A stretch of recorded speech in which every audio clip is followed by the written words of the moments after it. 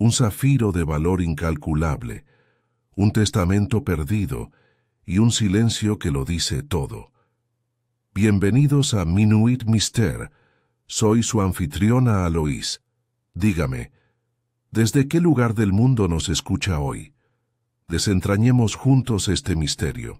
C'est au début du printemps 1892 que l'affaire singulière du testament Saphir franchit pour la première fois le seuil de nos modestes quartiers du 221B Baker Street. La matinée avait commencé comme d'habitude, avec Holmes affalé sur le canapé dans sa robe de chambre, un morceau de poêle turc brillant langoureusement dans le fourneau de sa pipe. J'avais parcouru les colonnes de l'Étang, s'arrêtant de temps en temps pour partager un extrait trivial susceptible de l'intéresser, même si je savais que de tels efforts étaient souvent accueillis par un grognement ou une remarque moqueuse, à moins que l'affaire ne contienne un soupçon de crime ou de contradiction. Ce matin-là, cependant, Holmes semblait inhabituellement alerte, non pas avec l'agitation agitée qui l'envahissait pendant les périodes d'ennui, mais avec une énergie concentrée qui suggérait qu'un courant invisible avait déjà éveillé sa curiosité. « C'est vraiment un élément curieux, Watson, » murmura-t-il en interrompant ma lecture. Là, vers le bas de la page 6, l'avis concernant feu Sir Almeric Charteris. Je me suis penché en avant et j'ai lu à haute voix le dernier testament de Sir Almeric Charteris, baronnet, anciennement. De Charteris Hall, Devonshire, et résidant récemment à The Savoy, a été ouvert hier en chambre sous la supervision de M.M. Latham & Cross. Sir Almeric, décédé sous soins médicaux suite à une brève maladie, laisse l'intégralité de sa succession à sa nièce, Mademoiselle Cordelia Charteris. Le testament, daté précisément d'une semaine avant son décès, remplace un testament antérieur et contient une clause particulière faisant référence à un objet appelé testament Saphir, qui sera remis en possession de Miss Charteris selon des instructions spécifiques non divulguées lors de l'audience. Holmes expira un ruban de fumée et sourit faiblement. « Vous voyez, Watson, nous ne sommes pas confrontés à un meurtre, pas encore, mais à quelque chose de bien plus prometteur. Un mystère. » Je dois admettre, répondis-je, que la formulation semble inhabituelle. Mais n'est-ce pas l'affaire de l'avocat de la famille? D'habitude, oui. Cependant, j'ai reçu cette note il y a seulement une demi-heure. Holmes me tendit un morceau de vélin épais sur lequel une écriture délicate et féminine avait écrit un message précipité. Monsieur. Holmes, je demande votre discrétion et votre aide immédiate. La clause du testament de mon oncle a apporté de la confusion, de la détresse et, je le crains, du danger. Je ne peux pas en expliquer davantage ici. Veuillez me rencontrer à Charteris Hall dès que possible. Je suis seul et assez désespéré. Cordelia Charteris. Elle semble être une jeune femme intelligente, a déclaré Holmes en tapotant le bord de la note. Elle ne perd pas de temps avec les préambules. Il y a de la franchise dans son plaidoyer. Mais pourquoi vous faire venir? Il appartient sûrement aux tribunaux de déterminer toute incertitude dans un testament. Holmes se leva et se dirigea vers la fenêtre, scrutant le voile gris de brouillard qui planait perpétuellement sur Baker Street. Watson, avez-vous déjà connu une ambiguïté juridique susceptible de provoquer danger? Non. Quelque chose de plus se prépare. Nous devons prendre le premier express pour le Devonshire demain. Avant que je puisse répondre, Madame Hudson entra avec un télégramme sur un plateau en argent. Holmes l'ouvrit rapidement et me le passa, arrêt gravement préoccupé. Bibliothèque saccagée lors d'un arrêt de nuit. Rien de pris sauf une enveloppe scellée marquée « Testament ». Arrêt de police non informé. S'il vous plaît, dépêchez-vous. C.C. Holmes se tourna, ses yeux brillants maintenant de la vivacité d'un chien qui flaire. Maintenant, nous avons un motif. Quelqu'un est très impatient de localiser ce testament Saphir. Mais qu'est-ce le testament du Saphir? J'ai demandé. C'est précisément ce que nous allons découvrir, Watson, dit-il en attrapant son étui à violon. Le lendemain matin, nous nous trouvâmes à bord du Devonshire Express, avec Holmes assis en face de moi, l'étui à violon à ses côtés et les doigts croisés dans cette pose familière de contemplation. Il n'avait pas dit grand-chose depuis que nous avions quitté la gare de Paddington, à l'exception d'un commentaire, alors que le train quittait le quai. « Ne laissez pas le nom vous induire en erreur, Watson. Je soupçonne fortement que le testament du saphir n'est pas une pierre précieuse, mais une idée. Charteris Hall était perché au bord d'une étroite falaise au-dessus des landes, sa façade parsemée de lierre donnant une impression de dignité, cédant lentement à la négligence. Un domestique austère nous a admis avec une cérémonie minime, et nous avons été conduits dans un salon meublé de murs lambrissés en chêne et d'un foyer froid. Miss Cordelia Charteris entra peu de temps après, pas plus de 25. Chance, à mon avis, avec des cheveux auburn tirés en arrière en un modeste chignon et des signes indubitables de fatigue sous les yeux. « Je suis tellement contente que tu sois venu, » dit-elle en se tordant les mains. Oncle Alméric était excentrique. Oui, mais personne n'avait de raison de lui souhaiter du mal. Pourtant, depuis son décès, des choses étranges ont commencé à se produire. Cette clause dans le testament, elle ne figurait pas dans le projet original. Monsieur Latham a dit que mon oncle avait insisté là-dessus au tout dernier moment. Puis hier soir, la bibliothèque a été cambriolée. Qui que ce soit, il savait exactement. Vous cherchez? Il manque une enveloppe contenant le soi-disant testament Saphir. Holmes inclina légèrement la tête. Et que vous a dit votre oncle de ce testament? Seulement que cela faisait partie du testament, répondit-elle. Il a dit qu'il contenait quelque chose de trop dangereux pour être confié au langage juridique. L'a-t-il déjà décrit? J'ai demandé, Cordelia hésita. Il a dit un jour qu'il contenait des vérités destinées à rester enterrées à moins que le monde ne les exige. Mais j'ai pensé que ce n'était qu'une de ces étranges tournures de phrases. Oncle Alméric a servi en Inde et en Perse.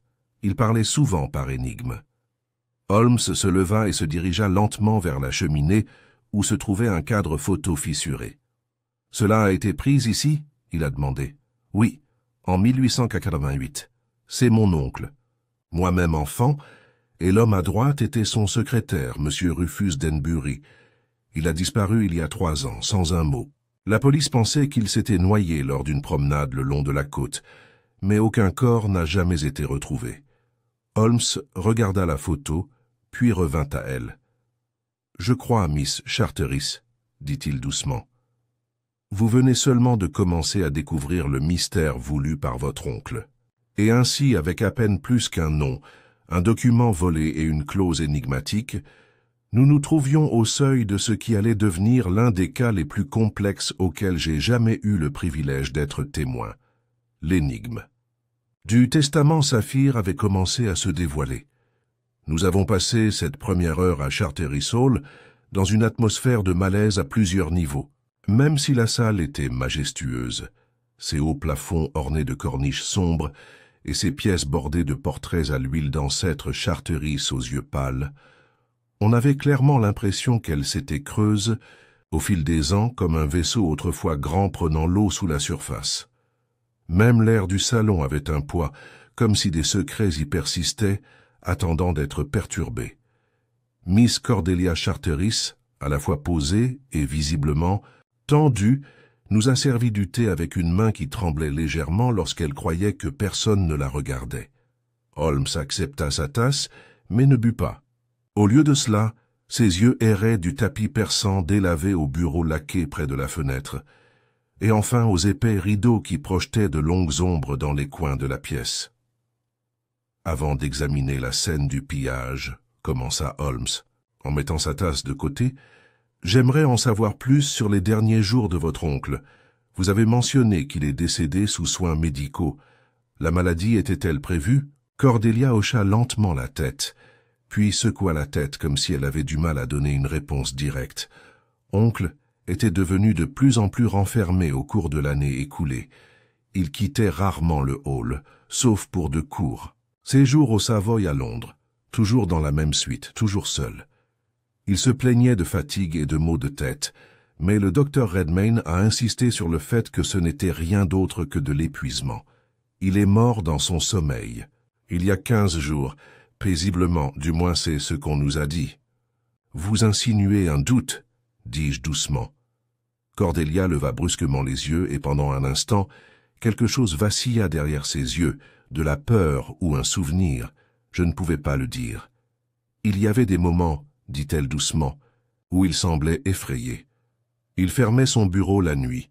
Une fois, je l'ai entendu marcher dans les couloirs bien après minuit en marmonnant. Quand je lui ai demandé ce qui le troublait, il a répondu « Certaines vérités, ma chère, ne craignez pas le temps. Ils craignent d'être exposés. » Holmes se leva avec une énergie soudaine.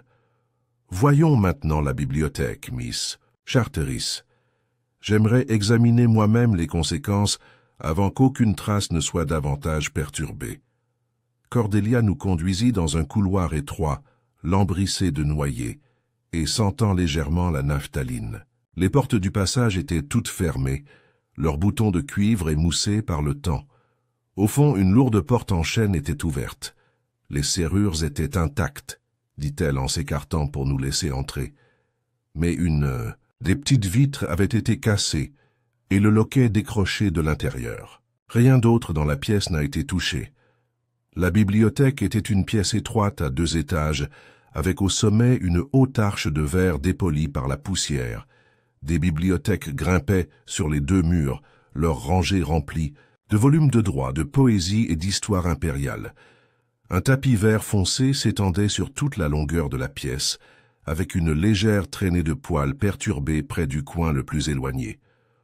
Holmes franchit la porte comme un homme entrant sur un terrain sacré. Il s'accroupit près de la vitre brisée et examina le cadre avec une petite lentille, puis se dirigea sans un mot vers l'autre côté de la pièce où un meuble encastré était ouvert. Un espace étroit à l'intérieur avait été dégagé, juste assez grand pour une enveloppe de taille standard. L'enveloppe était-elle étiquetée d'une manière ou d'une autre? Demanda Holmes. La réponse de Cordelia était hésitante. Oui, il y avait un mot. Testament, écrit à l'encre bleue, la main de l'oncle Alméric. Holmes se dirigea vers le bureau à proximité et désigna un encrier en laiton. « De l'encre noire ici. Votre oncle gardait-il de l'encre bleue à portée de main ?» Elle fronça les sourcils. « Non, pas que je m'en souvienne. En fait, je suis presque certain qu'il n'a jamais utilisé autre chose que du noir. Il n'aimait pas les couleurs frivoles. » Holmes ne répondit pas mais ouvrit le tiroir du bureau et en sortit un petit sous-main qu'il examina sous la lampe à gaz. Au bout d'un moment, il me l'a passé. « Notez les images fantômes ici, Watson, » a-t-il déclaré. Un seul mot écrit avec une certaine pression. « Valentinien. Je ne suis pas familier pour le moment, mademoiselle Charteris. » Cordelia secoua la tête. « Je n'ai jamais entendu le nom. » Holmes replaça le bloc-notes et inspecta à nouveau la pièce. Et rien d'autre n'a été pris? Pas de bijoux, d'argent ou de lettres? Pas rien. Holmes se tourna vers moi avec ce regard subtil que j'avais appris à connaître. Le regard d'un esprit qui avait enregistré un détail, mais avait choisi de le retenir pour une analyse ultérieure. Il toucha pensivement son menton, puis s'adressa à nouveau à Miss Charteris. Vous avez mentionné plus tôt que votre oncle avait une secrétaire. Rufus Denbury, n'est-ce pas? Oui, dit-elle en baissant les yeux. Il a servi oncle pendant plus de 10 ans. Mais ensuite, il y a 3 ans, il a tout simplement disparu. Il a dit au majordome qu'il allait se promener après le dîner. Il n'est jamais revenu. Nous avons supposé qu'il avait glissé sur les falaises, mais il n'y avait aucun signe de chute. Pas de dispute avec votre oncle avant qu'il ne disparaisse? Aucun que j'ai jamais vu. Ils avaient des désaccords sur la politique. Monsieur Denbury était franc, mais oncle n'a jamais rien dit concernant son licenciement. Curieux, murmura Holmes. Les gens ne disparaissent pas tout simplement, du moins pas de façon permanente. Monsieur Denbury possédait-il des connaissances que d'autres auraient pu convoiter? Je ne sais pas. Mais il avait accès à toute la correspondance de mon oncle. Je me souviens l'avoir trouvé un jour avec un paquet de lettres, les triant par écriture plutôt que par date. Il a dit que c'était pour des références croisées. Peu importe ce que cela voulait dire. En effet, Holmes se tourna vers la bibliothèque la plus proche du bureau et commença à parcourir les titres à une vitesse déconcertante. Ses doigts s'arrêtèrent sur un dos relié en cuir craquelé de sang de bœuf. Tacite, annales de la Rome impériale. Il l'a libéré. À l'intérieur se trouvait un compartiment creusé, désormais vide. Une cachette, dis-je. Oui, celui qui a déjà été trouvé ou récemment nettoyé. À ce moment-là, on frappa légèrement à la porte. Un homme d'âge moyen vêtu d'un costume sombre entra, s'inclinant respectueusement. « Pardonnez l'intrusion, Miss Cordelia. Le docteur Redmayne est arrivé. Il dit qu'il est venu à votre demande ?»« Ah, oui, dit-elle. Merci, Harris. S'il vous plaît, demandez-lui d'attendre dans le salon. » Holmes se tourna vers elle une fois l'homme parti. « Puis-je parler brièvement avec le bon docteur? J'aimerais avoir son impression de la santé de votre oncle dans ces dernières heures. » Quelques minutes plus tard, nous étions assis dans le salon en face du docteur Redmayne, un petit monsieur un peu rond avec des lunettes à pince-nez et un teint rouge qui suggérait un excès d'indulgence. Il a répondu à nos questions avec la précision mécanique d'un homme habitué aux enquêtes. La mort de Sir Almeric était très certainement naturelle, a-t-il déclaré. Il souffrait d'une légère arythmie, exacerbée par l'âge et le stress. Rien de suspect du tout. Holmes se pencha en avant. Et pourtant, il a modifié son testament quelques jours seulement avant de mourir. Étiez-vous présent lorsqu'il l'a fait? Non. L'avocat, M. Latham, s'est occupé de l'affaire en privé. J'ai simplement certifié sa capacité mentale ce jour-là. Il était lucide, mais fatigué. Holmes tapota légèrement du doigt la coudoir du fauteuil. « Dites-moi, docteur, votre patient a-t-il déjà parlé d'ennemis? De peur, seulement en passant. C'était un homme de secret, mais j'ai supposé que c'était l'excentricité inoffensive des personnes âgées. Il a mentionné la Perse un jour. Il a parlé d'une relique en saphir qu'il avait prise dans un monastère en ruine près d'Ispahan. C'est absurde, j'ai pensé. Holmes et moi avons échangé un regard. « Une relique ?» demanda Holmes. « L'a-t-il décrit ?»« Non, » dit Redmayne en se levant. « Seulement qu'elle avait déjà coûté la vie à un homme, et qu'elle pourrait en réclamer une autre si elle tombait entre de mauvaises mains. » Alors que le médecin partait, Holmes se dirigea vers la fenêtre et resta silencieux pendant plusieurs instants. Le vent gémissait doucement à travers les landes à l'extérieur, comme le doux murmure de choses oubliées ou enterrées. « Il y a un lien, » dit-il finalement, plus pour lui-même que pour moi. Un secrétaire disparu, une énigme écrite à l'encre bleue, un testament qui n'en est pas, et maintenant, une relique persane avec du sang sur ses traces. Il se tourna vers moi, les yeux perçants. « Watson, cette affaire n'est pas seulement juridique, elle est historique, politique et probablement fatale si elle est laissée à son cours. Nous devons retrouver ce soi-disant testament saphir avant qu'une autre disparition n'assombrisse les couloirs de Charteris. » Le lendemain matin, l'aube était grise et cassante, le genre de temps, selon Holmes, idéal pour la clarté de la pensée. Une bruine constante tombait sur les avant-toits de Charteris Hall et les longues fenêtres de la salle de petit-déjeuner claquèrent légèrement pendant que nous prenions un repas clairsemé. Holmes touchait à peine à sa nourriture, l'esprit clairement ailleurs, ses yeux lointains, ses doigts tambourinant sans relâche sur la nappe à des rythmes irréguliers qui, je le soupçonnais, faisaient écho au progrès de la déduction, qui se construisait silencieusement dans son cerveau. « J'aimerais retourner à la bibliothèque une fois de plus avant de partir, » dit-il brusquement en se levant avant que son thé n'ait refroidi. « Il y a un petit problème qui me dérange. »« Quel genre de problème ?» ai-je demandé en le suivant dans le couloir. « Une absence, » répondit-il énigmatiquement. « Quelque chose qui aurait dû être présent et qui ne l'était pas. La bibliothèque était telle que nous l'avions laissée la veille. Les livres intacts, le tapis légèrement usé par des générations de pas, et l'air encore chargé de l'odeur du parchemin et de la poussière. Holmes se dirigea directement vers le foyer, qui n'était pas utilisé malgré le froid qui régnait dans la pièce. Il s'accroupit à côté et passa ses doigts le long des bords de la grille en fer. Que pensez-vous que je cherche, Watson? Demanda-t-il soudain. Je me suis agenouillé à côté de lui et j'ai regardé à l'intérieur. Hache? Peut-être. En effet. Et que voyez-vous? Très peu, admis-je.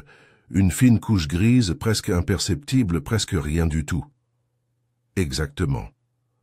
Holmes se tourna et ramassa le tisonnier, le tapotant légèrement contre le fer. Ce foyer n'a pas été utilisé depuis au moins une semaine.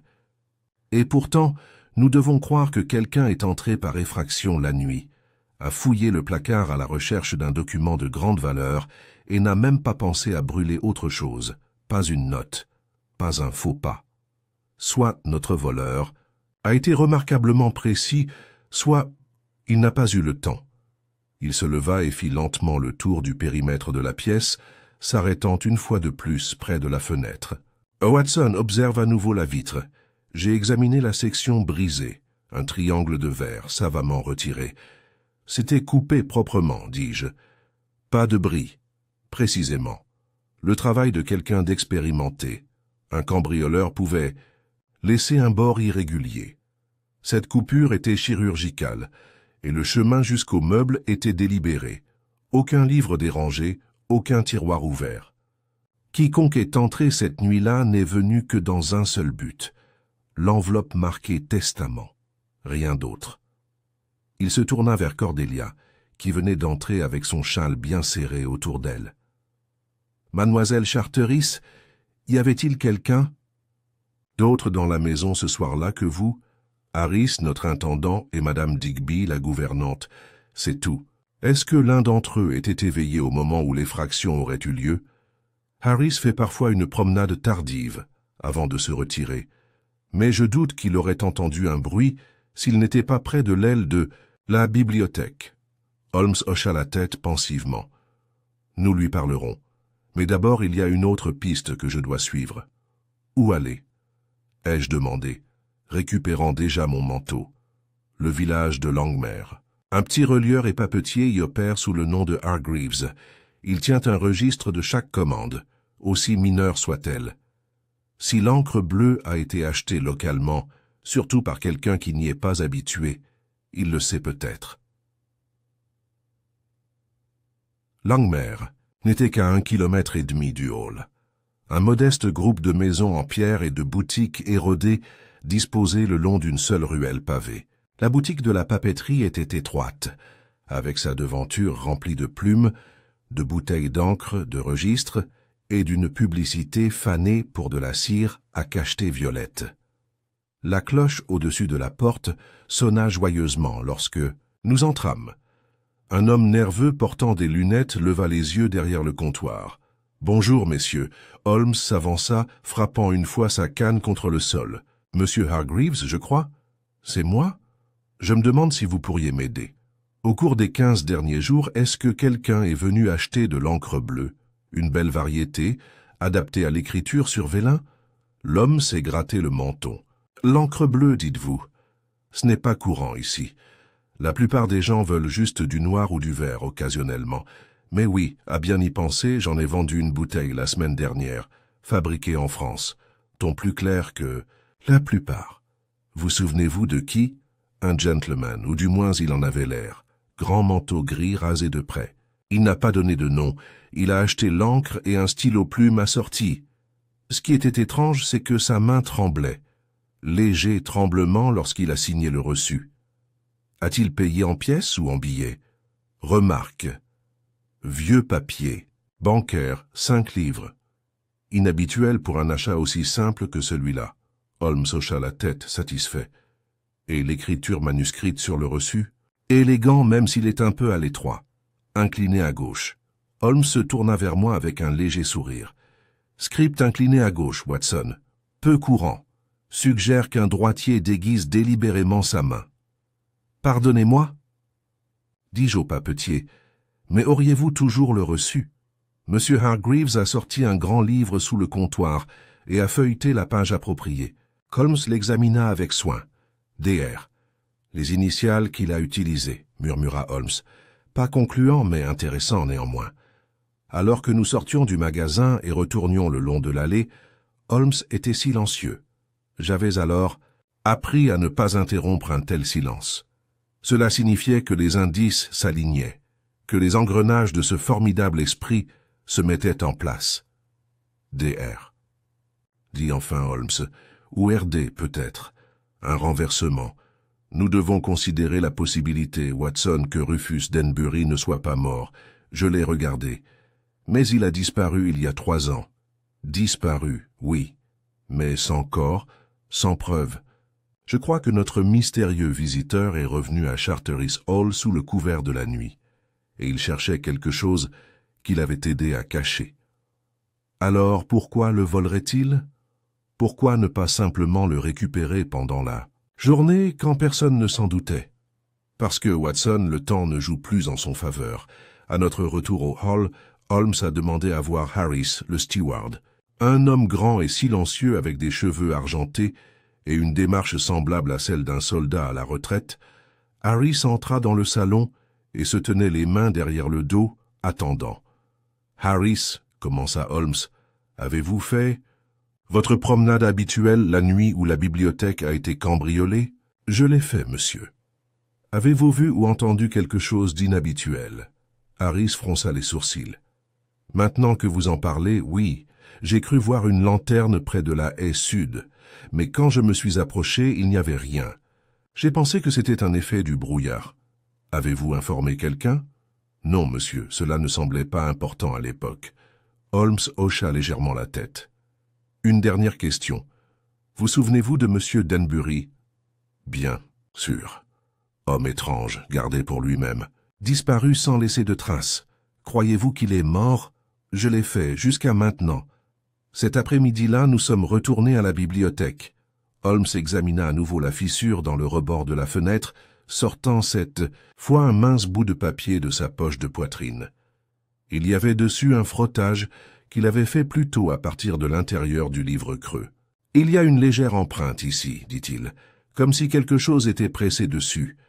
Un médaillon ou une pièce de monnaie, peut-être de forme ovale. » Il se tut de nouveau et se dirigea vers la fenêtre, contemplant la lande. « Watson, dit-il longuement, il y a un jeu plus profond qui se joue ici. Quelque chose d'héritage, oui, mais aussi d'identité. Je soupçonne que le passé de Sir Almeric, en particulier son séjour à l'étranger, détient la clé de toute cette énigme. Vous pensez que le testament Saphir n'est pas un document légal? Non, dit-il doucement. Je crois qu'il s'agit d'un aveu. Celui-ci est censé rester secret à moins qu'une chaîne d'événements spécifiques ne soit déclenchée. Peut-être le retour de Denbury. Et maintenant, j'ai demandé. Maintenant, a déclaré Holmes, quelqu'un essaie de supprimer cette vérité. Et ils sont prêts à traverser les continents ou à commettre des meurtres pour le faire. Il s'éloigna de la fenêtre, son expression se durcissant. Ce soir, Watson, nous surveillons la bibliothèque. Si le voleur revient ou si Denbury lui-même ose une seconde approche, nous serons prêts. Peu après le crépuscule, Holmes et moi avons pris notre poste dans la bibliothèque. L'air était devenu aigre, se pressant contre les hautes fenêtres comme un être vivant, et au-delà des lourds rideaux, le brouillard du Devonshire s'était épaissi autour de la salle, s'enroulant comme un châle sur la lande. Une seule lampe à gaz vacillait au sommet de la lanterne portative de Holmes, qu'il maintenait tamisée jusqu'à obtenir une lueur ambrée sourde alors que nous nous installions pour la veillée nocturne. Holmes avait choisi 2 chaises, placées de chaque côté du foyer éteint, offrant une vue complète sur la fenêtre cassée, le meuble et la porte. Si quelqu'un tente une nouvelle visite, dit-il, il supposera que la pièce est déserte jusqu'à ce qu'il soit bien trop tard. Pendant que nous étions assis en silence, les bruits de la maison s'éloignaient un à un, le tintement de la vaisselle dans l'arrière-cuisine, le craquement des planches du plancher au-dessus, le soupir du vent dans les cheminées étroites, jusqu'à ce que seul le tic-tac persistant de l'horloge de longue durée de la bibliothèque accompagne le rythme de notre respiration. Je me suis retrouvé à revisiter notre catalogue croissant d'incertitudes, la clause énigmatique du testament, le testament manquant, le mot énigmatique valentinien, la suggestion d'une relique persane, et maintenant la possible réapparition de Rufus Danbury, mort ou vivant. Vers minuit, Holmes a remué et m'a tapoté le genou. Un léger craquement avait émané de l'autre côté de la vitre brisée, trop délibéré pour être celui du vent ou d'un animal. Holmes fit un geste vers le cadre de la fenêtre, et je suivis son champ de vision pour voir la silhouette d'un homme maigre et voûté se déplaçant sur le gravier du jardin dans un silence quasi silencieux. Holmes se leva immédiatement et franchit la porte de la bibliothèque avec l'agilité d'un chat. Je le suivis de près, le pistolet sorti de la poche de ma capote. Nous avons contourné la véranda le long du côté de la maison jusqu'à atteindre la haie arrière. Là, figé dans la lueur de la lanterne de Holmes, se tenait un homme d'une cinquantaine d'années environ, au visage pincé et aux yeux comme des pierres mouillées. Il ne fit aucun effort pour courir, mais leva les mains en signe de reddition prudente. « Qui es-tu » demanda sèchement Holmes. « Je m'appelle Hargrave Latham » répondit-il d'une voix inégale. « Je suis l'avocat de la famille. J'ai abaissé légèrement mon pistolet, mais je ne l'ai pas rengainé. Qu'est-ce qui, je vous prie, amène l'avocat de la famille à se faufiler autour des vitres brisées en pleine nuit ?» demanda Holmes d'un ton neutre mais tranchant. Latham expira brusquement. « Je suis venu chercher le testament, celui mentionné par Sir Almeric dans ses dernières instructions. Je craignais qu'il ne soit tombé entre de mauvaises mains. »« Bizarre, » répondit Holmes. « Vous n'aviez pas l'air si pressé lorsque nous avons parlé du testament hier. Je devais préserver les apparences, » a déclaré Latham. « Je pensais que le document avait été conservé en toute sécurité dans le hall. Ce n'est qu'après votre arrivée que j'ai commencé à soupçonner qu'il manquait. « Es-tu également venu ici hier soir ?» j'ai demandé. « Non, je le jure. » Holmes l'observa en silence pendant un long moment, puis se tourna vers la maison. « Entrez, monsieur Latham. Je pense qu'il est temps que nous ayons tous une vraie conversation. » Nous nous sommes retrouvés dans le salon. Cordelia Charteris nous a rejoints, toujours en robe de chambre mais alerte, l'inquiétude gravée sur son front. L'horloge sur la cheminée indiquait juste 1 heure passée. « Monsieur Latham, » commença Holmes, « vous admettez avoir recherché le testament par vous-même. C'est clair. Mais vous n'avez pas encore expliqué ce que vous pensez qu'il contient. » Latham déglutit ses jointures blanches là où elles agrippèrent le dossier d'une chaise. « Je ne sais pas précisément. Sir Almeric m'a appelé au Savoy la semaine avant sa mort. Il était changé, nerveux. Il a dit qu'il avait écrit un document supplémentaire, un document qui ne pouvait pas être légalement reconnu, mais qui devait être remis en privé à Miss Charteris si quelque chose lui arrivait. Il l'a appelé le testament de Saphir. Et tu l'as vu? Non, il a dit qu'il le placerait dans le meuble de la bibliothèque de Charteris Hall.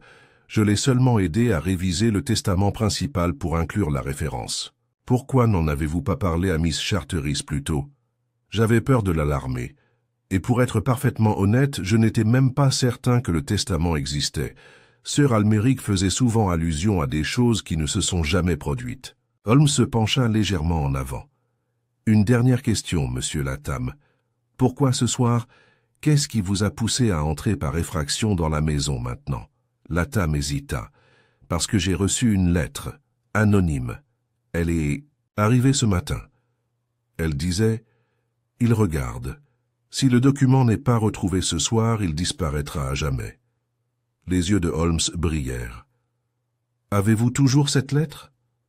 Latham fouilla dans la poche de son manteau et en sortit. Une feuille pliée de papier crème pâle. Holmes l'accepta avec précaution avec un mouchoir et l'examina à la lueur du gaz. L'encre était bleue. L'écriture manuscrite, bien que inclinée vers la gauche, présentait plusieurs similitudes avec celle du grand livre de M. Hargreaves. Holmes l'a exposée à la lumière, puis me l'a passée. Il semble que notre mystérieux auteur ait pris des mesures pour obscurcir sa trace, mais pas assez soigneusement. J'étudierai cela de plus près en temps voulu. Cordelia parla alors, sa voix composée mais basse. « Monsieur Latham, est-il vrai que le testament original nommait quelqu'un d'autre comme héritier ?» Latham parut surpris. « Oui. Il y a 3 ans, Sir Almeric avait désigné un certain monsieur Edward Toller, un cousin d'un parent éloigné. Mais Toller est décédé à l'étranger en 1890. Le testament n'a été mis à jour que la semaine précédant la mort de Sir Almeric. Et pourtant, a déclaré Holmes, il y a des rumeurs selon lesquelles quelqu'un utilisant le nom de Toller a été vu à Londres l'année dernière. Latham pâlit. Cela ne peut pas être le cas. Je n'en suis pas si sûr, répondit Holmes. Il est possible que Toller ne soit jamais mort ou que quelqu'un ait adopté son identité. J'ai regardé Holmes attentivement. Vous soupçonnez que quelqu'un se faisant passer pour Toller a établi un lien avec Sir Almeric? Pas seulement forgé, a-t-il déclaré, mais a manipulé les événements entourant le testament Saphir. Nous sommes maintenant confrontés à deux possibilités. Soit Rufus Denbury et Edward Toller étaient reliés, soit ils étaient le même homme sous des apparences différentes. Le visage de Cordelia était devenu pâle. Mais dans quel but? Holmes se leva. C'est ce que nous devons maintenant découvrir. Le lendemain matin, Holmes retourna seul à la bibliothèque pendant que j'accompagnais Miss Charteris au cimetière voisin, où Sir Almeric avait été enterré dans un modeste terrain derrière la chapelle. Elle a placé un seul lys blanc sur la pierre et est restée silencieuse pendant un moment avant de se tourner vers moi. « Docteur Watson, dit-elle, saviez-vous qu'oncle Almeric a un jour refusé le titre de chevalier? Je n'étais pas au courant. » Dis-je surpris. Il m'a dit que l'honneur était trop facilement accordé et que la vérité était rarement honorée. Je pensais que c'était un commentaire amer. Maintenant, je me demande si cela signifiait plus. Lorsque nous sommes revenus dans la salle, Holmes se tenait dans le salon avec une expression de calme certitude. Sur la table devant lui se trouvait une seule page, un parchemin vieilli et cassant avec une bordure décolorée d'encre bleue et dorée. Un seau de cire saphir avait été brisé proprement au centre. « Je l'ai trouvé », dit-il simplement. « Le testament du saphir ?» j'ai demandé. Il hocha la tête. Caché derrière le faux mur du bureau. Un compartiment astucieux, longtemps négligé.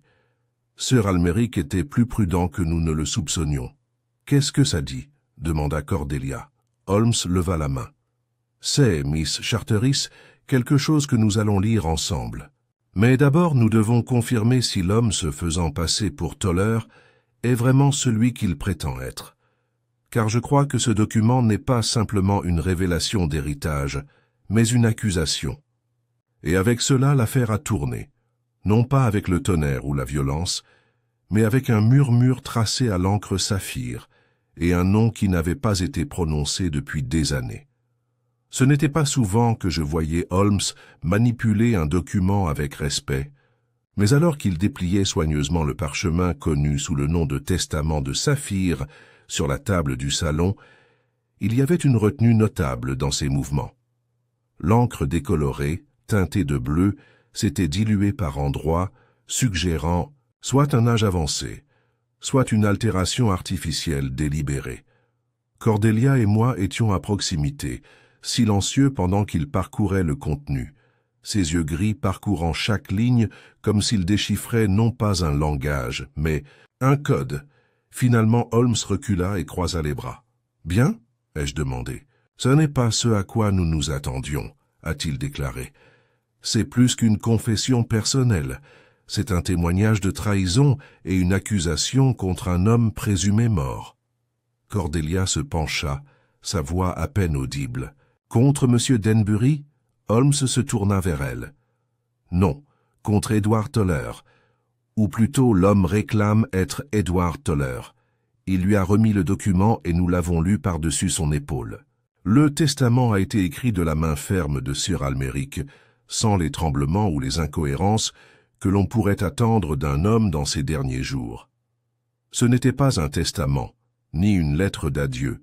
C'était une déclaration composée sur le ton d'un aveu, mais structurée avec la précision d'un argument d'avocat. Mon successeur, quel qu'il soit, ce document doit être lu si jamais mon testament est contesté ou si l'objet appelé le saphir disparaît. Sachez que le nom Edward Toller est une fiction. L'homme qui le porte n'est pas mon cousin. et ne l'a jamais été. Il s'agit, à ma connaissance, de Rufus Denbury, ou d'un homme ayant des antécédents similaires. Il entra chez moi en 1879 sous de fausses références. Je n'ai découvert sa véritable identité que lorsqu'il était trop tard. En 1884, alors que j'étais en mission en Perse, j'ai acquis, illégalement, je l'admets maintenant, un manuscrit provenant des ruines d'un temple abandonné près de Yazd. L'objet était sacré pour une secte locale et contiendrait la philosophie ésotérique de la cour de l'empereur sassanide valentinien qui a régné brièvement et a été effacé des archives romaines. Le document contenait non seulement une doctrine religieuse, mais aussi des détails sur le commerce, la monnaie et les pratiques médicinales, des connaissances à la fois historiques et pratiques. Denbury, ou Toller, a insisté pour que je détruise le manuscrit. J'ai refusé. Il a ensuite disparu pendant 3 jours. À son retour, le manuscrit avait été retiré de mes effets personnels et remplacé par un faux. Je n'ai jamais récupéré l'original. Quand je l'ai confronté, il a tout nié. Nous sommes rentrés en Angleterre en silence. 1 an plus tard, il a demandé un congé. Il n'est jamais revenu. Je pense qu'il travaillait peut-être sous les ordres d'une agence étrangère, ou pire, pour lui-même. Si jamais ce testament est lu, cela signifie qu'il est revenu. Et s'il l'a fait, ce ne sera pas pour la réconciliation, ce sera pour le contrôle du domaine, du manuscrit, du secret enfoui avec mon passé. Il est dangereux, intelligent et charismatique. Ne croyez pas son histoire. Ne faites confiance à aucun document qu'il apporte. Faites confiance uniquement à ce qui a été écrit à l'encre saphir. Il y eut un silence lorsque nous terminâmes la lecture.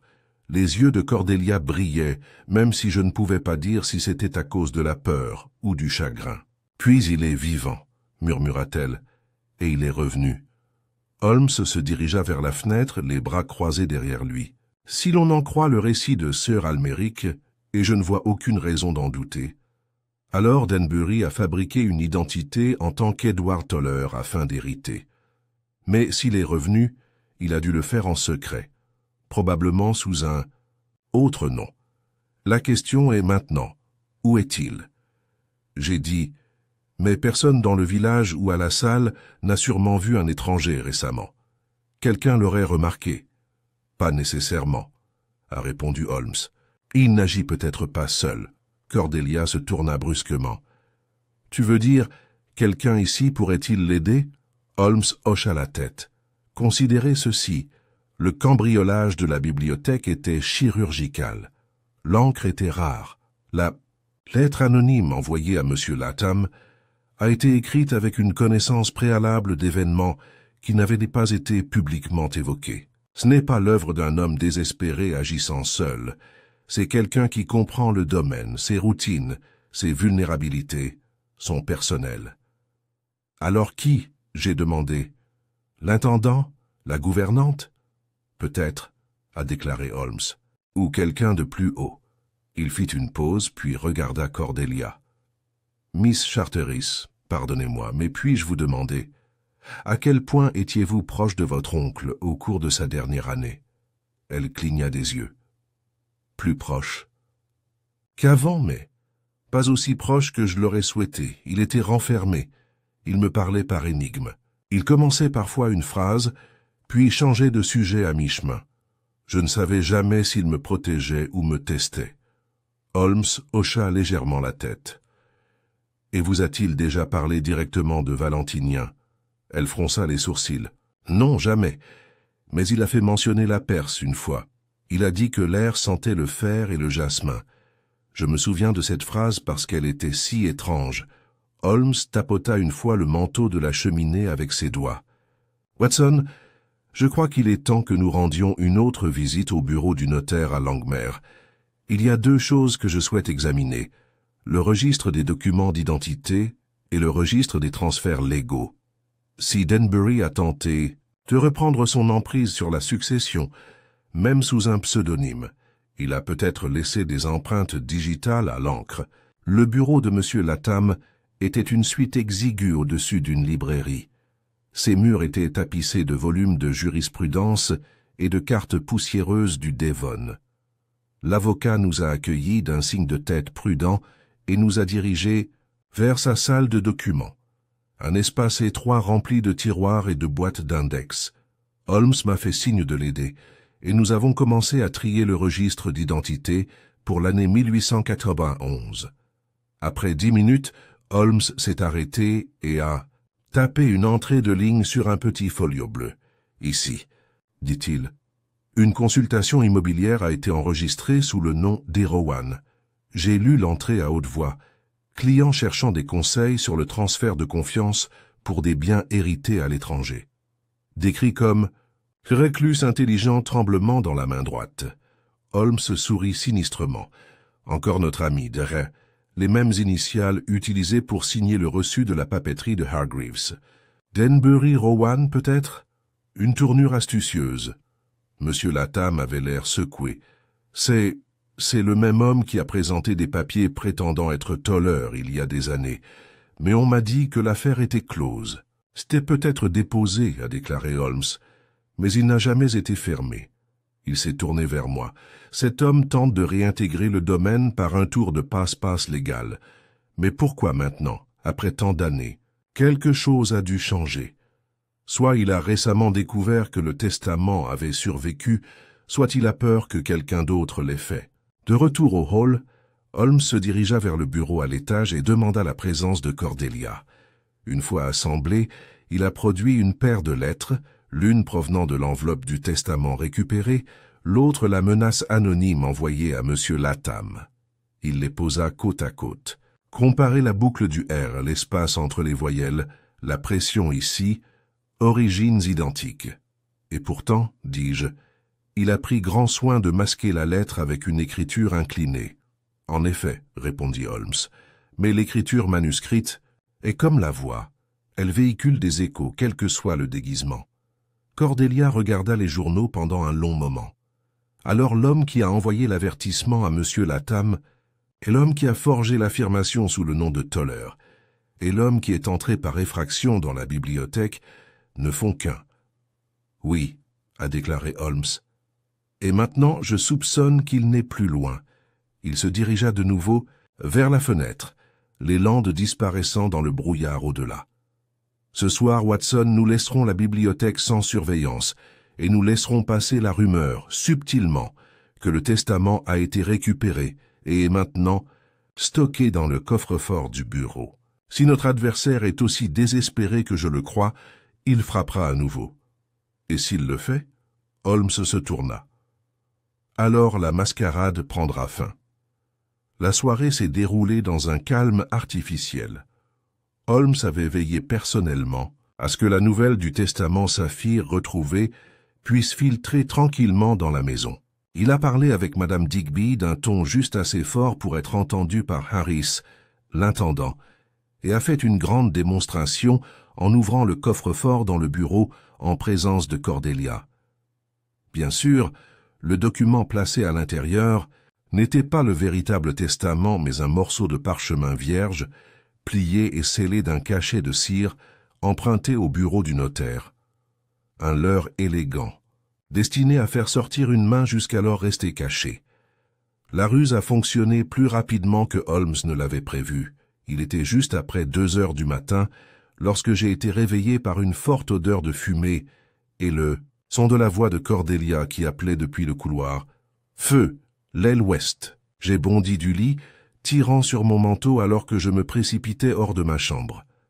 Le couloir était sombre et épais, avec l'odeur âcre du papier et du bois brûlé. Une faible lueur orange saignait sous la porte du bureau, projetant des ombres vacillantes sur les murs. Holmes était déjà devant moi, marchant dans le couloir avec un chiffon mouillé sur la bouche, ses yeux scrutant la fumée avec un calme étrange. Cordelia se tenait au bout du couloir dans sa chemise de nuit et son châle, se couvrant la bouche, alors que Harris sortait de la cage d'escalier, à moitié habillé et toussant violemment. Nous avons fait irruption dans le bureau et avons trouvé des flammes grimpant au bord de la draperie près de la cheminée, les rideaux de velours crépitant et jetant des braises dans le tapis. Holmes éteignit le feu avec le pichet de la table du hall et éteignit les flammes restantes avec une couverture tirée du divan. En quelques minutes, le danger immédiat était passé. La pièce, cependant, n'était qu'un chaos de bords brûlés et de meubles renversés. Et le coffre-fort, volontairement laissé légèrement entrouvert, avait été vidé. Je me tournai vers Holmes. Quelqu'un a mordu à l'hameçon. Il acquiesça sombrement. Et allumé le feu pour le couvrir. En moins d'une heure, l'agent de police local était arrivé. Un homme impassible nommé inspecteur Trench, familier avec le domaine Charteris grâce aux troubles antérieurs dans la région. Holmes lui proposa la version la plus simple des événements, ne faisant encore aucune mention de Denbury, de la fausse identité ou du véritable contenu du testament. Ce n'était pas un hasard, a déclaré Trench en examinant le tapis calciné. Quelqu'un a utilisé de l'huile de lampe. L'odeur est distincte. Celui qui a fait cela est venu préparer et c'est parti précipitamment. Holmes se tourna vers Cordelia. « Mademoiselle Charteris, des fenêtres ont-elles été laissées ouvertes au rez-de-chaussée ?»« Non, aucun à ma connaissance. »« Et les portes étaient-elles verrouillées ?»« Oui, tous. Harris s'en charge chaque nuit. » Holmes jeta un coup d'œil au steward qui se raidit légèrement sous le poids de son regard. « Les avez-vous sécurisés hier soir, Harris ?»« Je l'ai fait, monsieur, » répondit-il, comme toujours. « Et les clés ?»« Dans le placard près du garde-manger. Je les enferme là-bas. Montre-moi. » Nous avons suivi Harris dans le couloir arrière jusqu'à une armoire étroite à côté du garde-manger du majordome. Les clés étaient toutes présentes. Du moins, elles semblaient l'être. Holmes les examina attentivement, puis en tint une entre deux doigts. « Cette clé, dit-il, n'est pas comme les autres. Vous voyez la nouvelle rayure le long du canon, récemment coupée. Je crois qu'elle a été remplacée par l'original. » Les yeux de Cordelia s'écarquillèrent. « Commutée? Mais qui aurait pu... »« Quelqu'un ayant accès, » a déclaré Holmes. « Quelqu'un qui savait où étaient conservées les clés. Quelqu'un qui savait que le bureau n'était pas surveillé et croyait que le véritable testament s'y trouvait. Il a empoché la fausse clé et nous a ramenés au bureau, qui sentait désormais la fumée et la laine humide. Alors que le soleil commençait à se lever, jetant une pâleur sombre sur la lande, Holmes s'agenouilla près de l'âtre d'où le feu avait pris naissance. « Watson, » dit-il en me faisant signe de venir, « qu'est-ce que tu penses de ça ?» Au début, je n'ai vu qu'un amas de débris calcinés, mais alors qu'il le nettoyait doucement avec le bout du tisonnier, une légère silhouette émergeait, les restes d'une enveloppe déchirée, à moitié consumée par les flammes. Quelques boucles de cire s'accrochaient au bord, bleu saphir. Encore un faux, dis-je doucement. Précisément. Notre voleur a dû se rendre compte que le document n'était pas authentique, et, en désespoir de cause, a tenté de détruire. Les preuves, un acte calculé mais maladroit. Alors nous savons une chose, dis-je, ils deviennent imprudents. Holmes se redressa, s'époussetant les mains. Et c'est à ce moment-là, Watson, que même le criminel le plus intelligent commence à trébucher. Plus tard dans la matinée, Cordelia nous a convoqués dans les appartements privés de son oncle, des pièces rarement fréquentées depuis son décès. « J'ai pensé qu'il valait mieux, » dit-elle, pour voir si quelque chose d'autre avait été dérangé. Si cet homme fouille la maison, peut-être qu'il a regardé ici aussi. La suite était sobre, mais élégante. Un lit à baldaquin étroit, un fauteuil à haut dossier, une petite table d'écriture en acajou et une armoire verrouillée nichée sous les combles. Holmes se dirigea immédiatement vers le bureau, inspectant les tiroirs. Chacune était vide, à l'exception d'une seule feuille volante, vierge à l'exception du filigrane, de la rue India Office Édition. « Curieux, » murmura-t-il. « Papeterie importée. Inhabituel pour la correspondance privée. Serait-ce un vestige du voyage perse? J'ai demandé.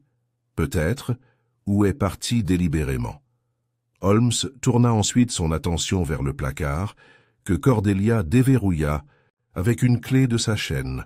À l'intérieur se trouvait une douzaine de livres, pour la plupart usés et cassants, des journaux, des rapports de terrain et des cahiers privés. Holmes scanna rapidement les dos avant d'en sélectionner un et de l'ouvrir à moitié. « Les marges sont annotées, a-t-il précisé.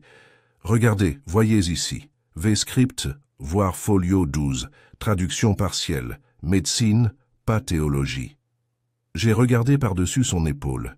Les notes étaient écrites d'une main serrée et inclinée, très différente de celle de Sir Almeric. L'écriture de Denbury, indubitablement. Cordelia avait l'air stupéfaite. Ensuite, il a été impliqué dans la traduction depuis le début. Oui, a déclaré Holmes, et probablement mécontent d'avoir été exclu de la découverte. Il ne s'agit pas simplement d'une question d'héritage, il s'agit d'une question de paternité, de contrôle sur ce que contient le manuscrit Saphir. Censé. Denbury a volé l'original et l'a remplacé par un faux, dans l'intention d'en réclamer du crédit ou d'en tirer profit, pour ensuite disparaître lorsqu'Almeric l'a confronté. Et maintenant, il revient pour le deuxième morceau, dis-je. Holmes ferma le livre. Oui, le testament n'inclut peut-être pas la traduction complète, mais il en contient suffisamment pour pointer vers l'original. Il craint d'être exposé. C'est pourquoi il a dû le récupérer. Et quand il a échoué, il s'est transformé en feu. Cet après-midi-là, un télégramme arriva DE. Barton, Bureau des étrangers, section persan A, S. Holmes, Baker Street. Sujet Rufus Denbury. Les dossiers indiquent qu'il a voyagé sous alias Edward Toller à Londres en 1886. Les associés connus comprennent un N. Grayson, résidant actuellement dans le Devon Grayson enregistré comme invité à Tavistock Arms. Dernière quinzaine arrêt. Peut se connecter à une enquête. Holmes leva les yeux du télégramme, les yeux brillants. Nous avons notre complice. En moins d'une heure, nous étions à cheval en direction du village de Tavistock. The Arms était une auberge modeste, avec une façade couverte de vignes, et un aubergiste distrait qui, après avoir été persuadé, confirma qu'un certain M. Grayson était toujours dans la résidence, chambre 3, au dernier étage. Nous approchâmes tranquillement, Holmes me faisant signe de dégainer mon revolver. La porte était déverrouillée. À l'intérieur, la pièce était plongée dans l'obscurité. Les rideaux étaient bien tirés. Des papiers jonchèrent le bureau, des cartes de la Perse, des traductions griffonnées et une seule photographie de Sir Almeric dans sa jeunesse, debout à côté d'un homme dont le visage était partiellement ancré. Sur le lit se trouvait un cartable et à l'intérieur un passeport au nom Edward Toller. « Échec et mat », dit doucement Holmes, et au bruit des pas précipités dans les escaliers en contrebas, nous savions que le jeu n'était pas encore terminé. Nous les avons entendus avant de les voir, des pas précipités et paniqués martelant l'escalier en bois du Tavistock Arms. Holmes m'a jeté un bref coup d'œil et m'a fait signe silencieusement. « Placez-vous derrière la porte de l'armoire. » Il se dirigea lui-même vers un coin de la pièce où les rideaux dessinaient une haute silhouette dans la lumière déclinante de l'après-midi. Le cartable contenant le faux passeport restait ouvert sur le lit, tel que nous l'avions trouvé. La porte s'ouvrit avec un choc. Un homme vêtu d'un manteau de voyage gris fit irruption, son chapeau baissé et une écharpe étroitement enroulée autour de la moitié inférieure de son visage. Il s'arrêta net sur le seuil, sentant immédiatement la présence de quelque chose ou de quelqu'un porté disparu. Holmes entra dans la lumière, calmement. « Je crois que vous avez laissé quelque chose derrière vous, Monsieur Grayson. Ou devrais-je dire Monsieur Denbury. L'homme s'est enfui, mais il n'avait pas compté sur moi. Alors qu'il se retournait, je me suis précipité hors de chez moi et je l'ai plaqué violemment sur le seuil. Nous nous sommes écrasés contre le mur, du couloir avec un bruit sourd qui s'est répercuté dans tout le couloir, renversant une carafe d'eau sur un stand voisin. Il s'est débattu comme un animal acculé, m'a asséné un coup violent à l'épaule avant que Holmes n'intervienne, n'attrape l'homme par le col et le ramène dans la pièce. Avec son écharpe arrachée et son chapeau renversé, nous l'avons vu clairement. Le même visage aux yeux pâles que l'on voit sur la photo de la suite de Sir Almeric. plus mince, plus profilé, mais indéniablement le même homme. Holmes le regarda avec une sombre satisfaction. « Alors, tu n'es pas mort sur les falaises du Devon, après tout. » Denbury lui lança un regard noir, mais ne dit rien. J'ai perçu la légère contraction d'un muscle près de sa mâchoire. Holmes se tourna vers moi. « Allez chercher l'inspecteur Trench dans le hall. Informez-le que nous avons localisé notre héritier disparu et qu'il a besoin d'être interrogé. » Je suis parti immédiatement, m'arrêtant uniquement pour confirmer auprès de l'aubergiste qu'aucun autre invité ne devrait être autorisé à monter à l'étage.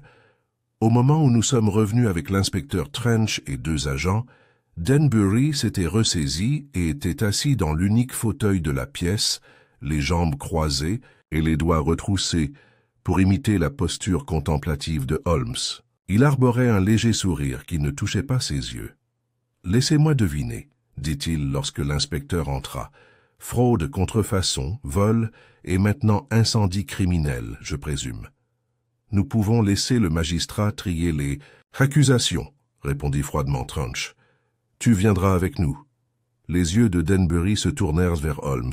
« Je suppose que vous vous imaginez victorieux. » Holmes lui rendit son regard sans triomphe. « À peine. Je ne prends aucune joie dans la justice, monsieur Denbury.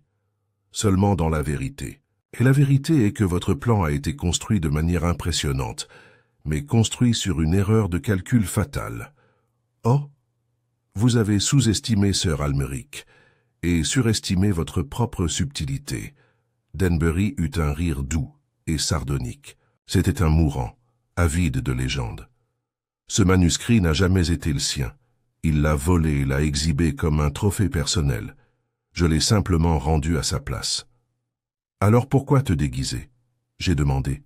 « Parce que le monde ne récompense pas les gardiens, » rétorqua Denbury. « Uniquement les propriétaires.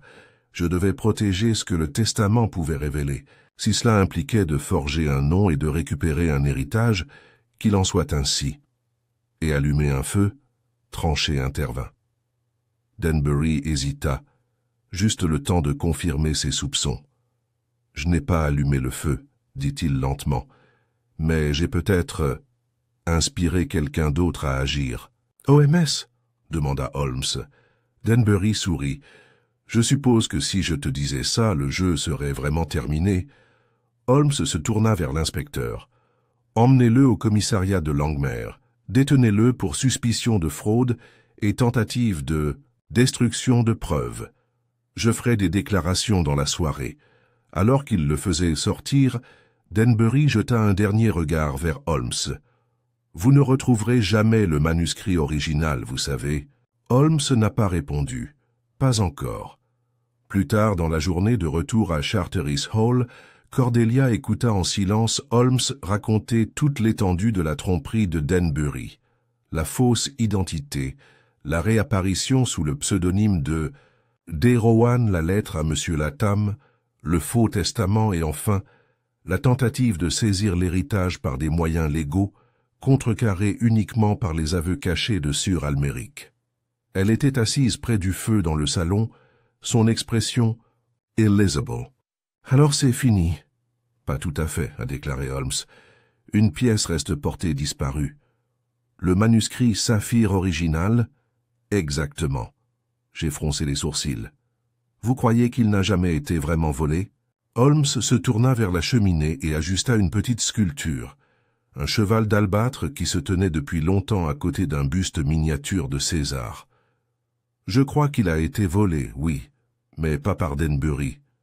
Pas entièrement. Il l'a peut-être intercepté, mais il ne l'a pas caché ici. Il ne risquerait pas d'être surpris avec sur place. Non, je soupçonne qu'il l'a transmis à quelqu'un d'autre pour qu'il le garde. Un complice de confiance. Pensez-vous qu'ils sont toujours dans le hall ?» demanda Cordelia. Holmes la regarda très attentivement. « Oui. » Ce soir-là, tandis que Cordelia dînait seule et que le personnel reprenait sa routine prudente, Holmes et moi retournâmes une fois de plus dans la suite de Sir Almeric. Il marchait en silence, le regard fixé sur le portrait accroché, au-dessus de la cheminée. Sir Almeric dans la fleur de l'âge, peint sur fond de plaine poussiéreuse et de ruines perses. Une main reposait sur la poignée d'un poignard de cérémonie. L'autre, remarqua Holmes, désignait subtilement le coin du cadre orné du tableau. « Regardez le travail au pinceau », murmura-t-il. « Le changement de ton le long du bord. »« Hans, indice bien en vue. » Il leva le bras et s'appuya légèrement contre le panneau d'angle du cadre. Avec un léger clic, le tableau pivota vers l'extérieur comme une porte sur une charnière cachée. Derrière, il y avait une cavité dans le mur, tapissée de velours. À l'intérieur se trouvait un seul étui à parchemin en cuir, scellé à la cire bleue et estampillé de la marque persane que nous avions vue plus tôt dans les notes de Sir Almeric. Holmes le sortit avec révérence et l'ouvrit juste assez pour voir la première page, un vélin épais, à l'encre fanée, mais incontestablement ancienne. « Le manuscrit Saphir, dit-il, préservé, caché non pas du monde, mais de lui. » J'ai expiré lentement.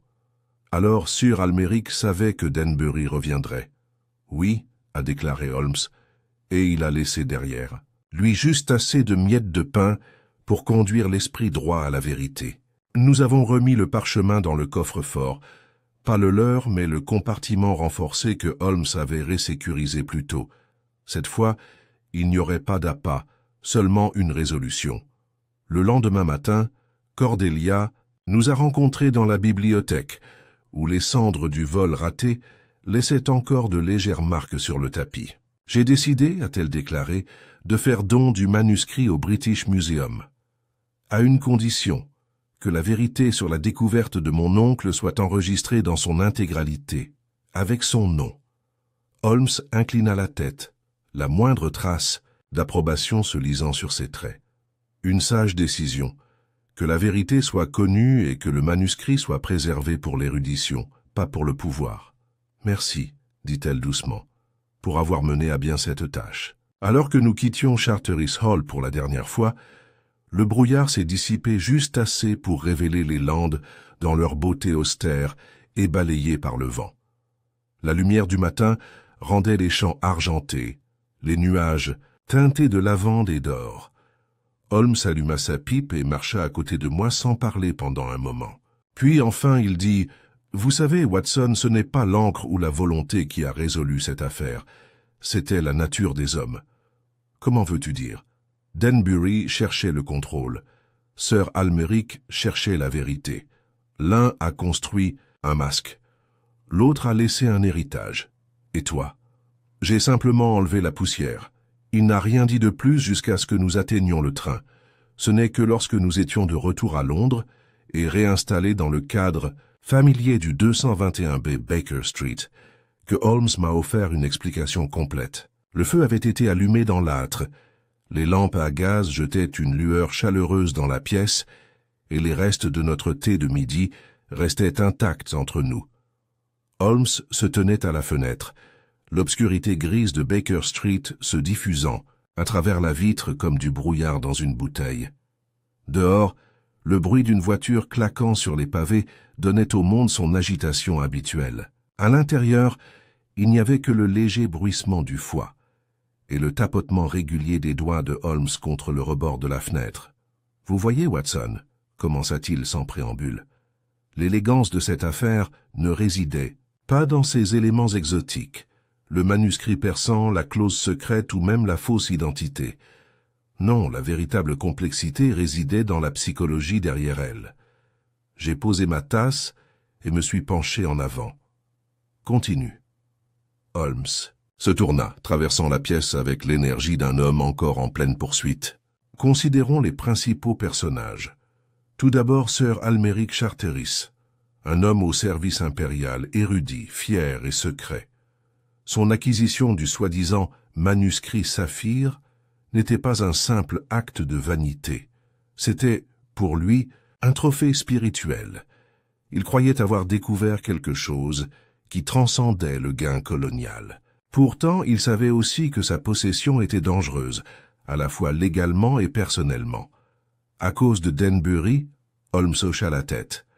Précisément, Rufus Denbury, qui s'est ensuite fait appeler Edward Toller puis D. Rowan, n'était pas simplement un secrétaire. C'était un espion dans le vrai sens du terme. Observateur, adaptatif, moralement désarçonné. Il surveillait Sir Almeric depuis le début, attendant quelque chose qui valait la peine d'être volé.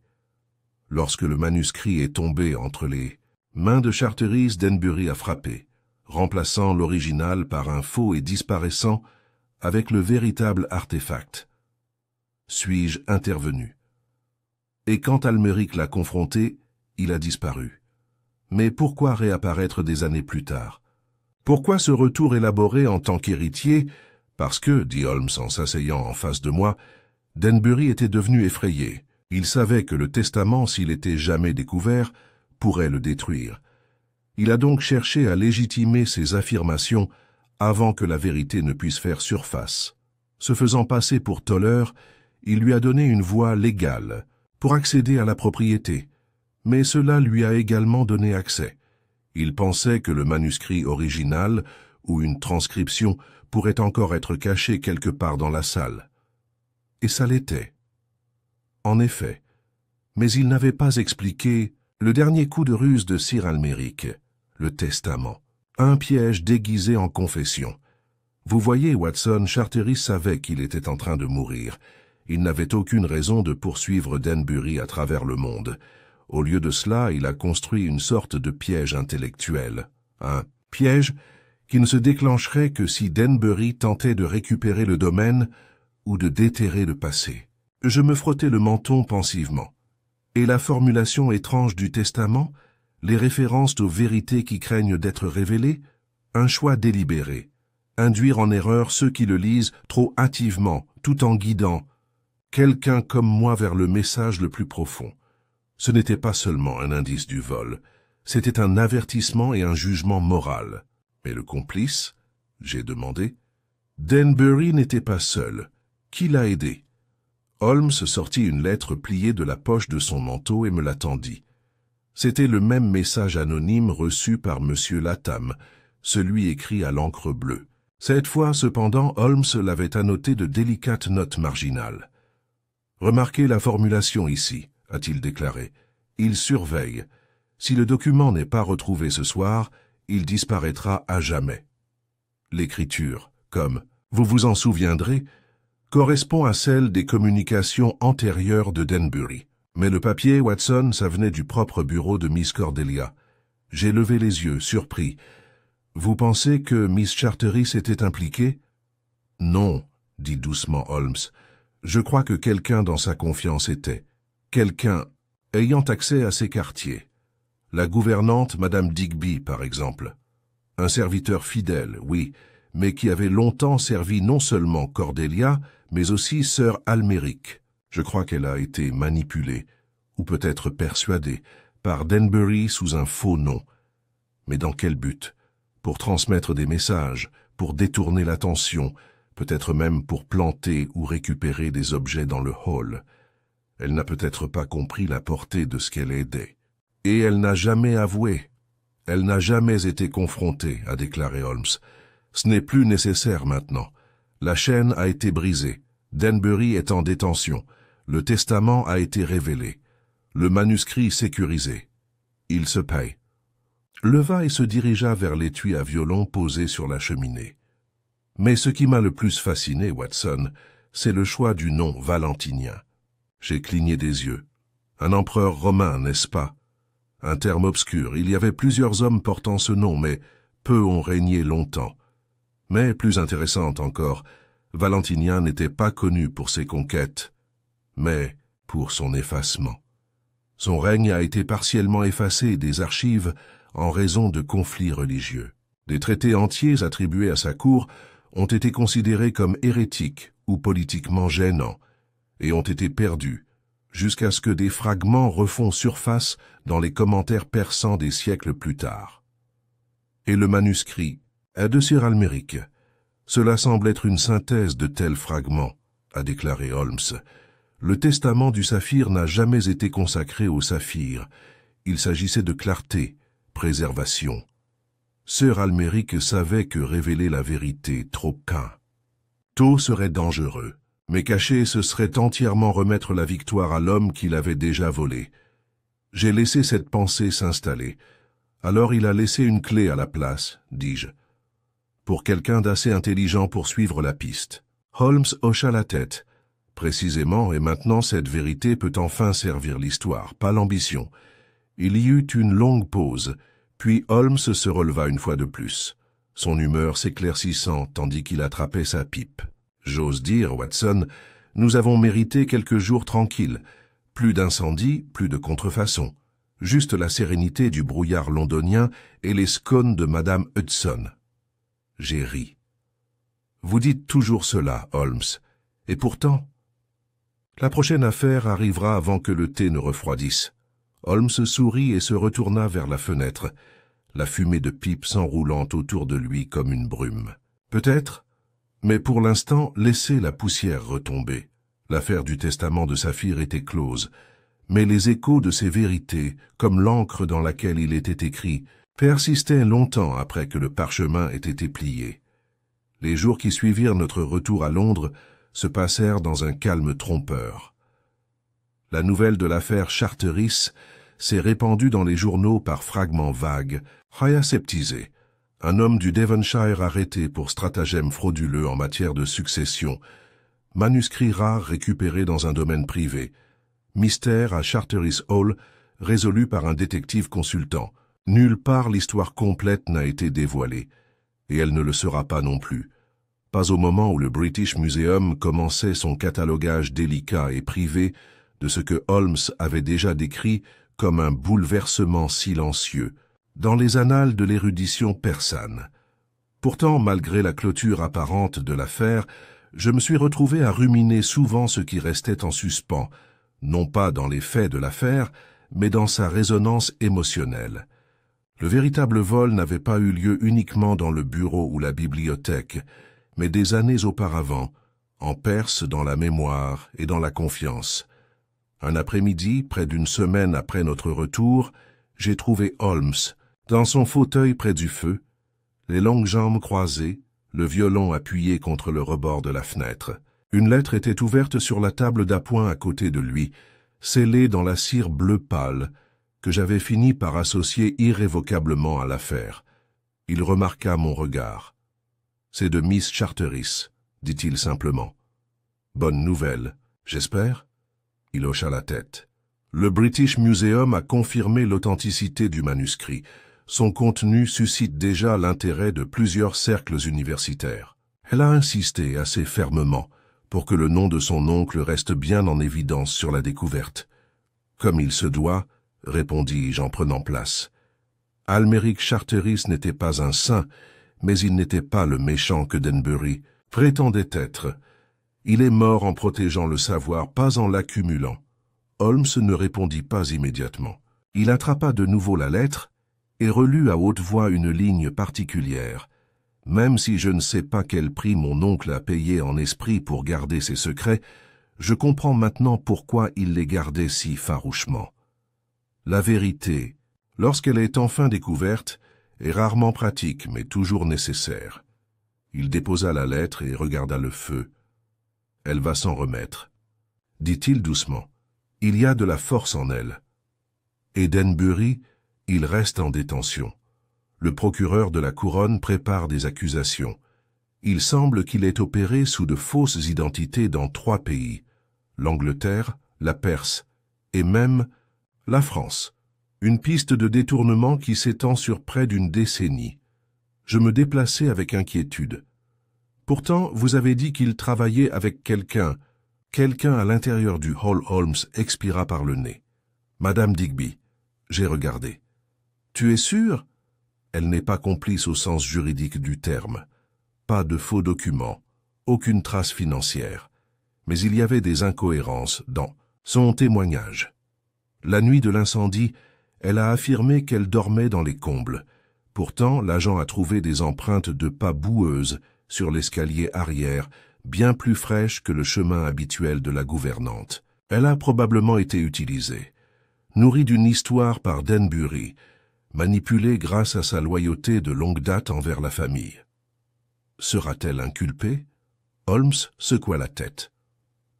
Cordelia l'a renvoyé discrètement, sans scandale. Je soupçonne qu'elle pensait que Madame Digby était plus égarée que malveillante. Je suppose que c'est de la miséricorde. C'est un jugement, répondit Holmes, d'un genre plus noble.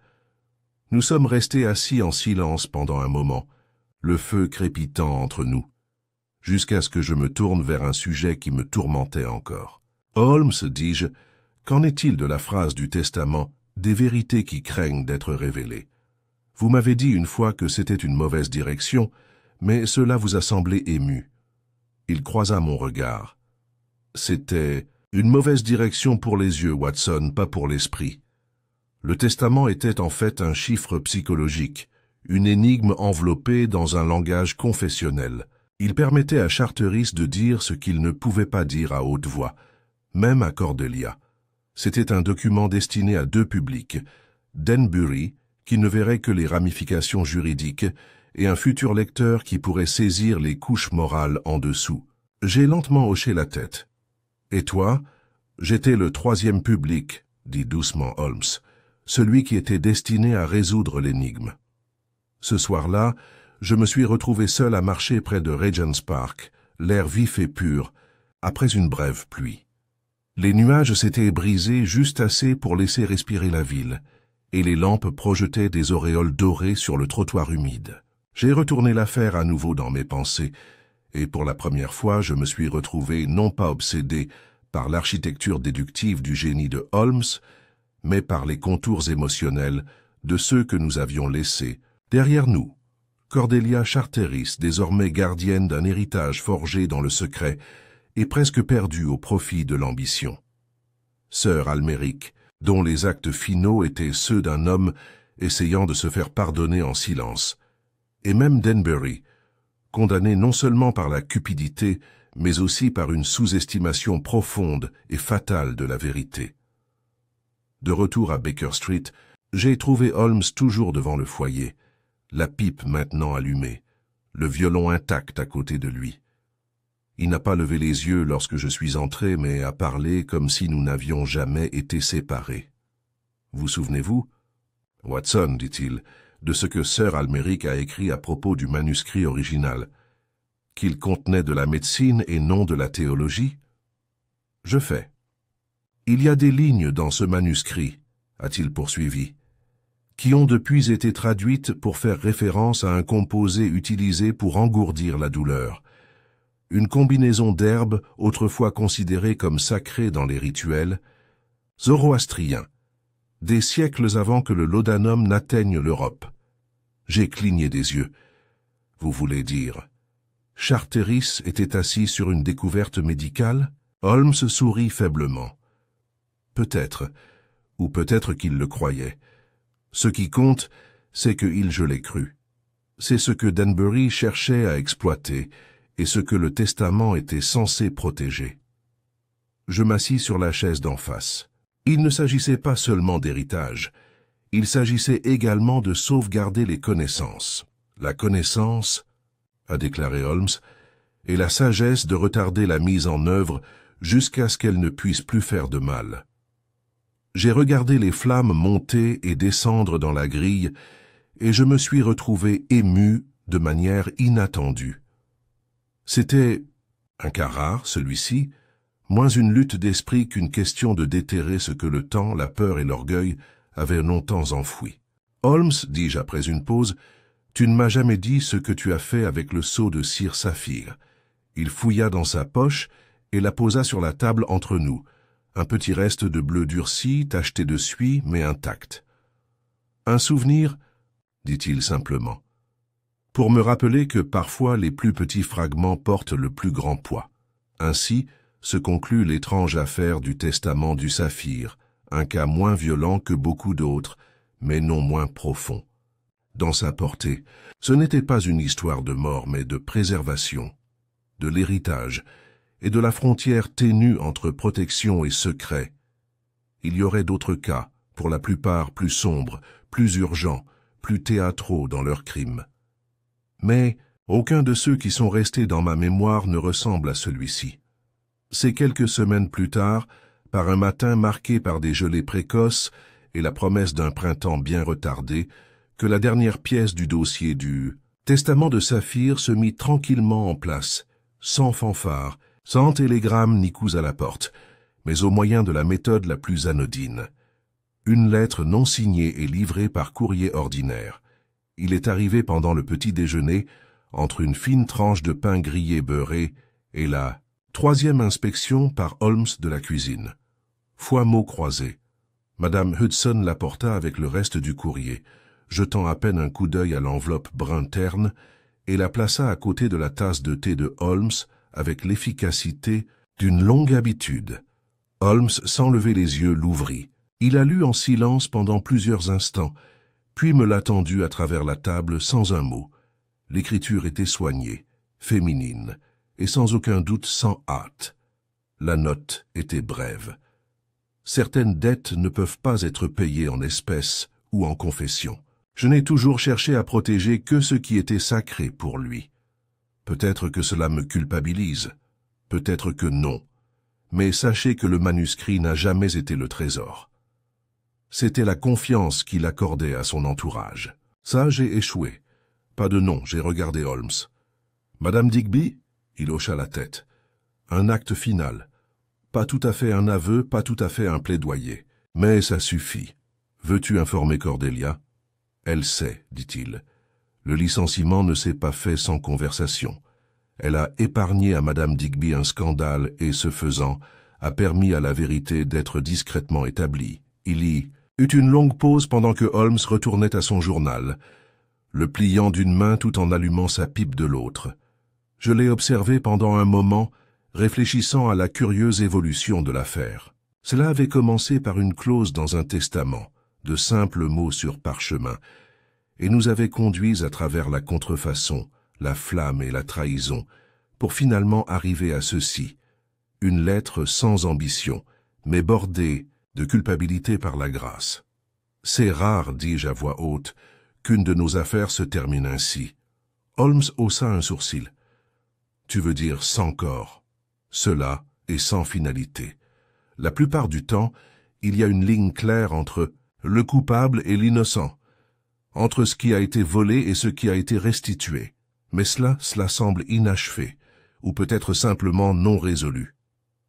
Holmes expira un ruban de fumée et se laissa tomber en arrière sur sa chaise.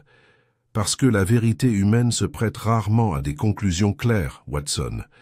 La justice peut être rendue, oui, la clarté est atteinte. Mais la résolution, c'est un luxe de la fiction. J'ai plié la lettre et l'ai remise dans son enveloppe. Que va devenir Denbury? Il sera jugé à Exeter, accusé de fraude, d'incendie criminel, d'usurpation d'identité. Il sera probablement condamné à des années de prison. Mais il ne parlera pas davantage. Je crois qu'il a accepté le résultat avec la froide logique d'un homme qui a perdu face à un esprit supérieur. Holmes sourit faiblement, mais il n'y avait aucune arrogance là-dedans. A-t-il déjà cru qu'il gagnerait? J'ai demandé, jusqu'à la fin, répondit Holmes. Denbury n'était pas un imbécile. Il avait conçu son histoire avec précision. Il s'appuyait sur l'apathie des systèmes, sur l'effacement de la mémoire.